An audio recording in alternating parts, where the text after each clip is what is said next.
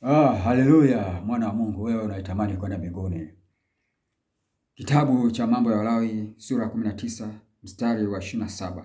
Neno la Bwana anasema hivi: msinyoe denge pembe za vichwani, wala msiharibu pembe za ndevu zenu. Ninatamka na wewe ambaye unakwenda mbinguni. Ninatamka na wewe ambaye unasema unakwenda mbinguni. Mungu ametupa maelekezo ya kila kitu. Ametupa maelekezo hadi kunyoa ndevu. Ametupa maelekezo hadi kunyoa nywele.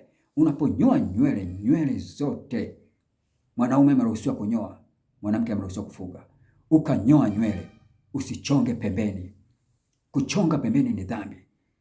Na hata kama una ndevu nyingi, kwa mfano kama mimi nina ndevu kuanzia huku zote mpaka huku, siruhusi kuchonga hivi, ni makosa. Nikitaka kutoa nizitoe zote.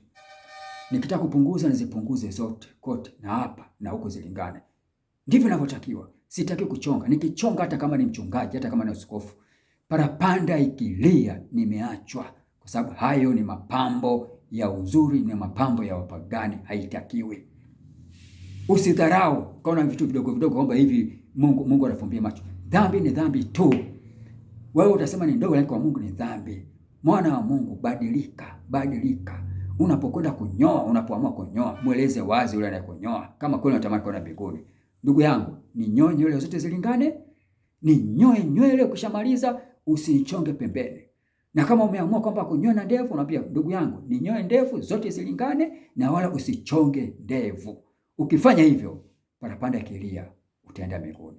Lakini usipofanya hivyo, unanyoa ukachonga kichwani, ukanyoa denge au kiduku, ukanyoa ndevu, afu kachonga, ukatengeneza kamduara, ukaacha mustachi huko zote zikatoka, nakwambia wewe unabaki. Parapanda ikilia unabaki. Hutoenda mbinguni kamwe. Hutoenda mbinguni, unabaki na utalia na kusaga meno. Wengi wanadharau dhambi, wanasema hii sio dhambi. Nakwambia kwa Mungu ni dhambi. Acha, badilika mwana wa Mungu, ili parapanda itakapolia ya unyakuo unyakuliwe na uende mbinguni.